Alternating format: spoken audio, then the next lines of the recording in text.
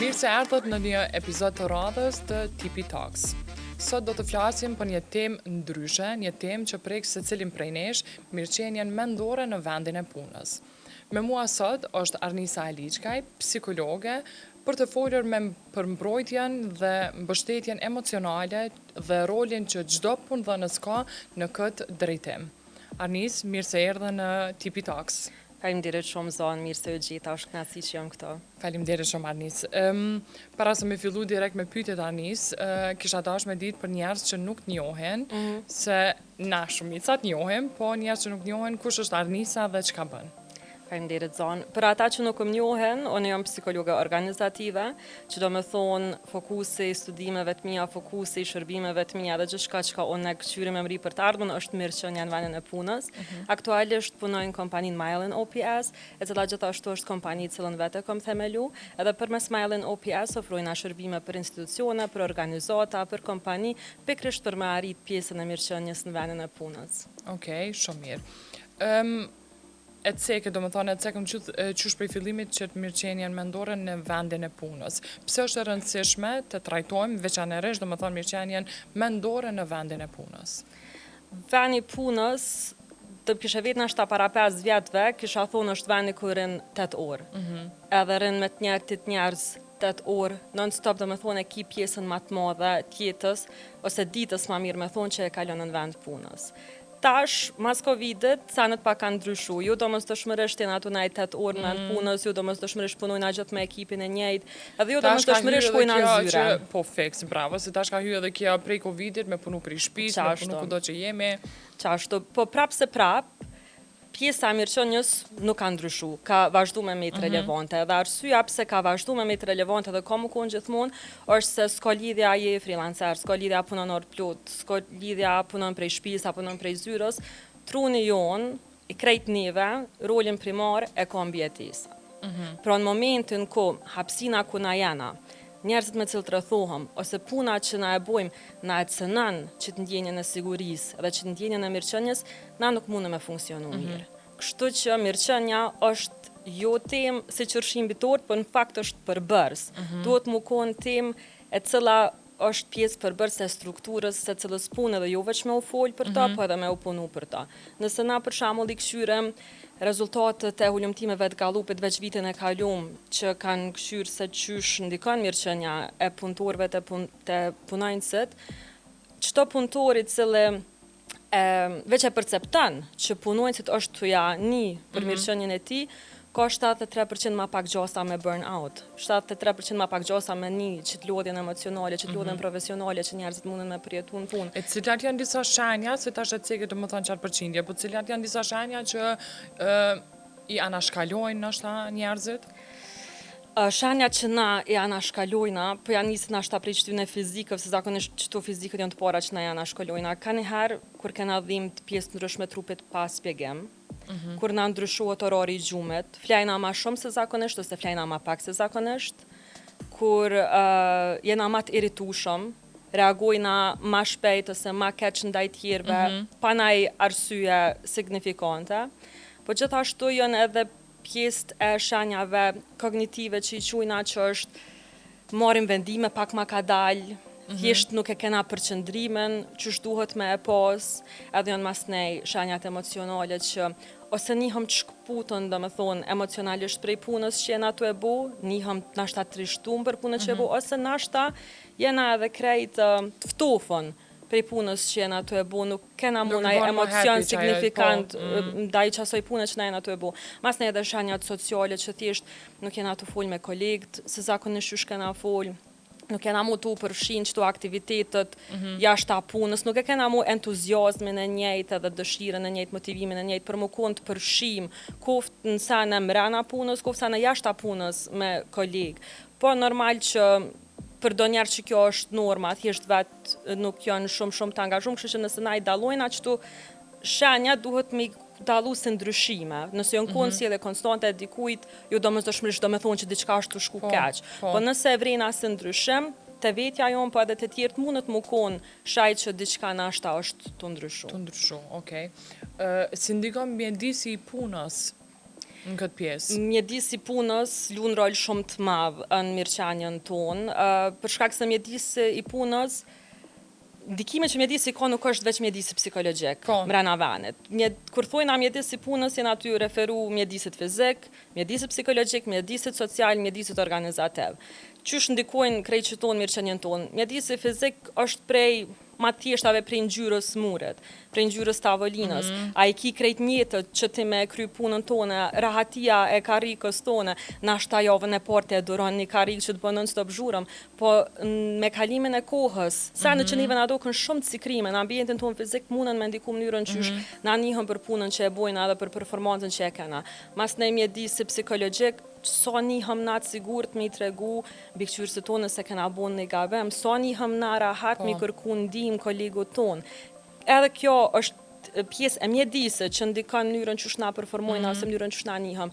Mjedisi social, qysh na kanë bo onboardingon, a na kanë kallëzu me kohë, kush është kush, çka kush bën, kuj du na me i shkru, kuj du na me i fol, se veçanërisht për punëtorin që vjen i ri, jo domosdoshmërisht e din kanë me majtë në sisi. E di që tingëllon se sen shumë i vogël, po ndikon në atë anktin e fillestarit se qysh mja bo, edhe kena mjedisin organizativ.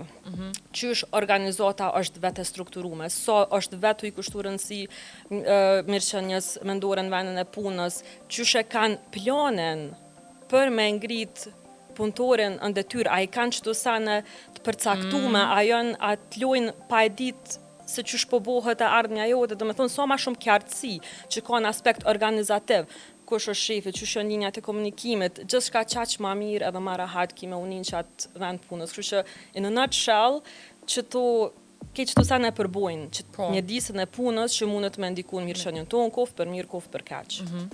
Okej, çka mundet në këtë rast me bo punëdhënësi? Punëdhënësi. Nëse veç nuk është nështë mjedisi që ashtu që shpjegove, po çka mundet edhe çka duhet me bo?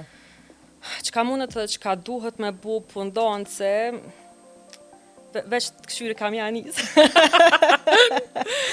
Okej, po filloj nashta prej të porës, ose nashta kësha thonë trajnim, hulumtim, edhe resursa. Okej. Për një maj pak vetit që me i thonë shto në njërë ma strukturume. Kur thëmë trajnim, e kom fjallën që punëdhënësi edhe përgjithësi pjesa e udhëheqësis është mirë mu konë trajnum për senet baziket mirëqenjes. Empatia, dëgjimi aktiv, qysh me bo pyetjet hapuna. Më thonë fillon prej qëtyne saneve ma bazike, trajnimi i udhëheqësis, që mas në ju një manë në pjesën e udhëheqës punajnësve dhe ndikon mirë në mënyrën qysh ata njihën. Trajnim për sigurim psikologjike, trajnim se qysh me bo shpërndarjen e punës, qysh me menagju workload, qysh me menagju konfliktet. Më thonë njën qëto trajnime, cilat është minimume që onë menoj që ne punëdhënës duhet me ofru punëtorëve të vetë që qata punëtorët vetë me ditë mju një mu këtyne që i njekin ata, po edhe këta vetë mos me ushu gjatë proceset. Kështu që e para janë trajnimet, vetëdijësime për krejt çdo sane. E dyta ke hulumtimet. Kur ne përveç se duhet me pas hulumtime sistematike, do me thonë non-stop me matë, se çka është të ndiku të punajnësit, si për të mirë, si për të keq, përveç që duhet më konë hulumtim sistematik, i cili duhet më bo, mundet më bo me një konsulent jashtëm, mundet me u bo edhe prej e gjarit, për shkak se ekzistojnë pyetësorë, cilët mundet më marrë të gatshme, po gjithmonë është ma mirë nëse bën profesionisti, po si do qoftë, no judgment, edhe nëse rëndësishme është që ti për merë një hap për me hulumtu diçka, po edhe çdo fjalë të vetme që punëtorit ty zgjedh me ta thonë, ajo është një hap shumë i madh për ta. Për ty mundet mu dogë veç se një 2 minutë, që a ki 2 minutë haku me thonë diçka, për të nashta ka vy 2 javë, dhe i ka ardhë për me ta thonë, kështu që çdo fjalë të vetme, çdo feedback, me marrë me seriozitet, me pas follow-up për to, edhe me bo hapa konkret, plan konkret, të ke funi bashkë me individin, se qysh me një mu për me shku tutja. Okej. Qysh muna me dalu kur dikosh për shembull në ekip është të kalu në një periudhë të vështirë edhe qysh me një mu tjertë që gjithashtu jam do më thonë në ekip?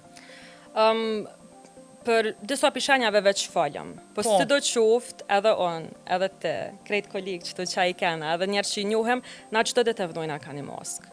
Edhe jo domosdoshmërisht, çdo ditë na jena të tregu drejt se qysh jena të uni. Kështu që ka një herë, bash kolegu më i lumtur, bash kolegu më i harashëm është tu kalu sana që neve menja nuk na merr. Kështu që na jo domosdoshmërisht mundëm me identifiku nëse kolegu është tu kalu në diçka të vështirë.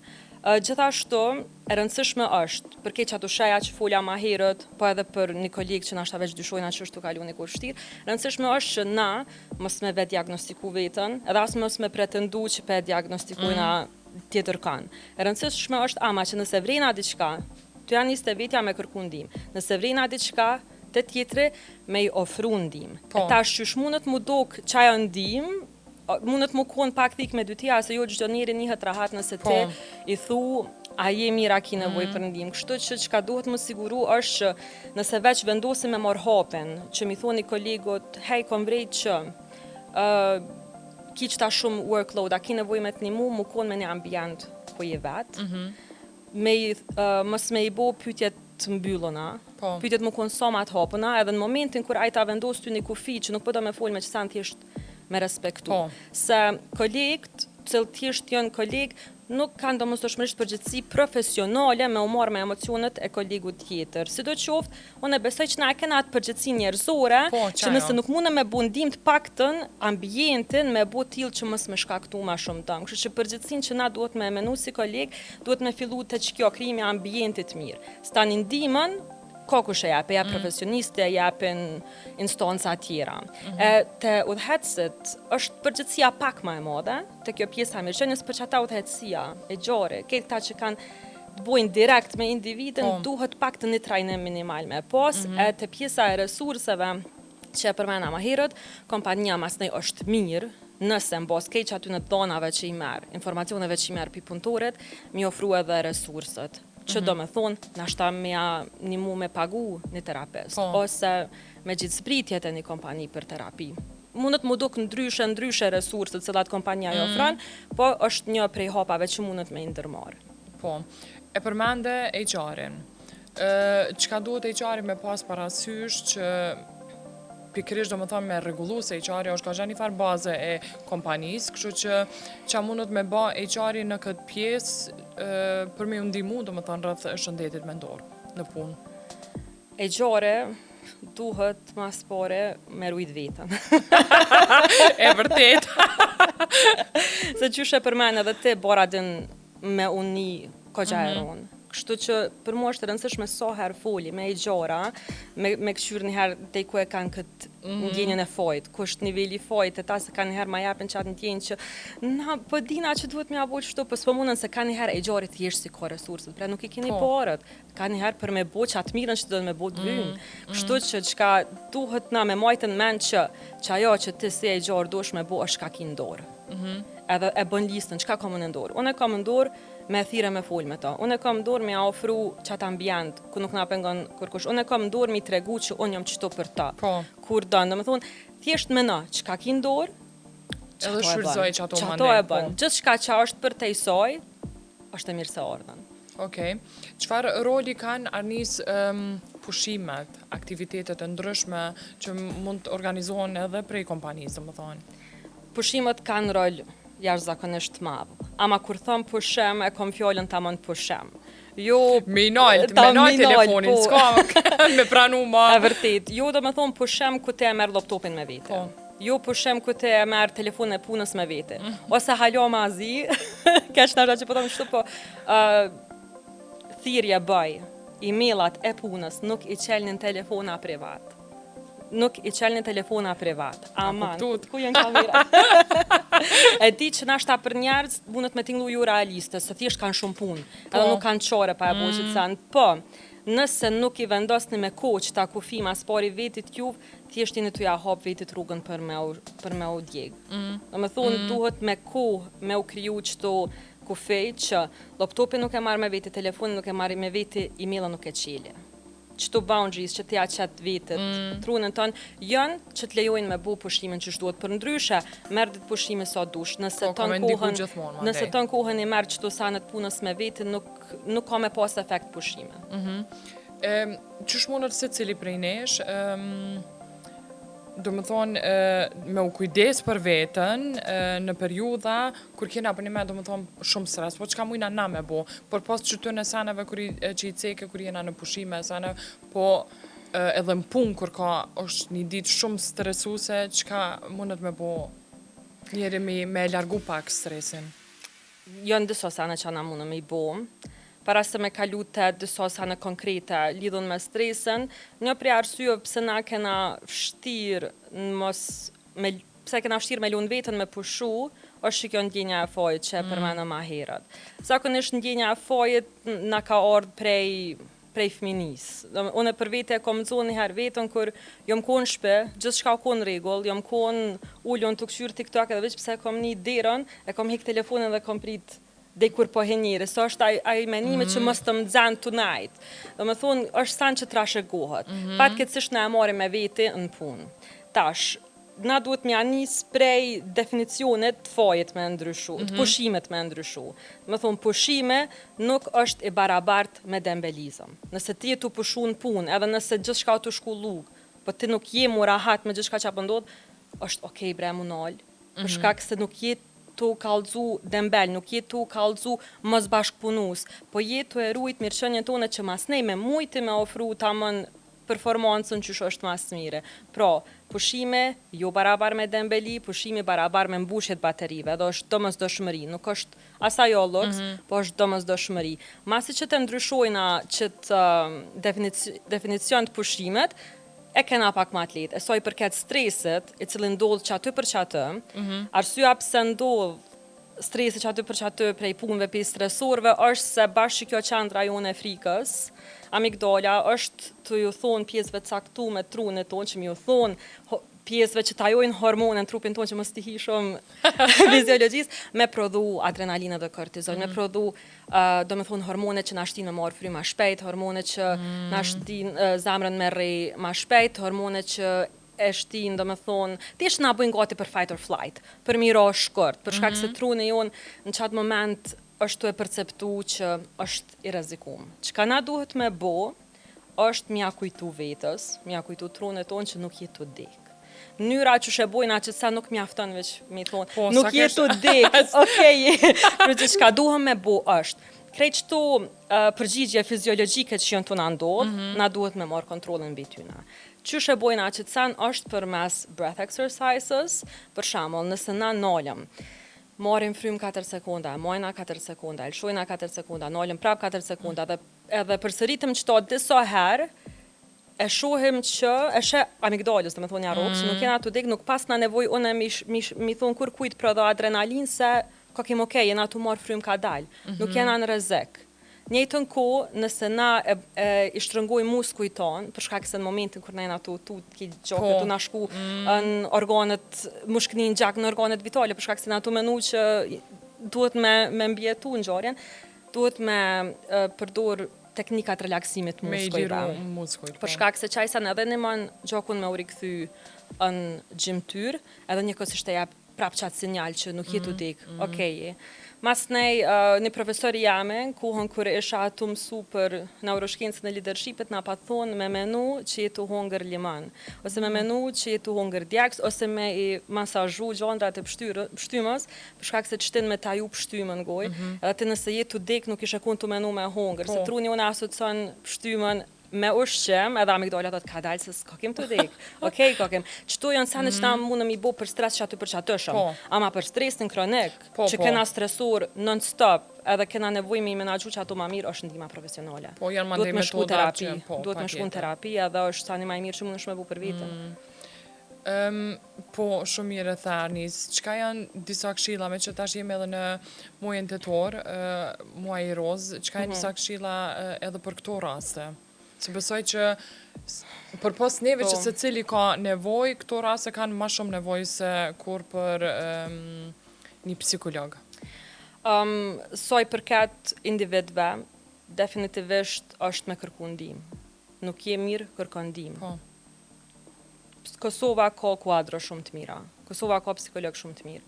Kështu që e para është me kërku ndihmë. E dyta është mu kujdes për vetën, edhe me dasht vetën, qysh kujdesëm për njërin që e dojna mas shumë të në botë. Ka njëherë shumë ma shumë kujdesëm për dashnin tonë, fëmin tonë, prindin tonë, kushdo që është ai individi më i rëndësishëm në jetën tonë, se sa për veten tonë. Kanjëherë duhet t'jesh me kujtu vetit që çka bën ti për ta duhesh me bëu edhe për veten mas pare. Kështu që për individ që kjo është, me kërku ndihmë, edhe më kujdes për veten, sikur jetu e dasht veten mas shumë të botë, me kotën e edhe janë nis me e dasht.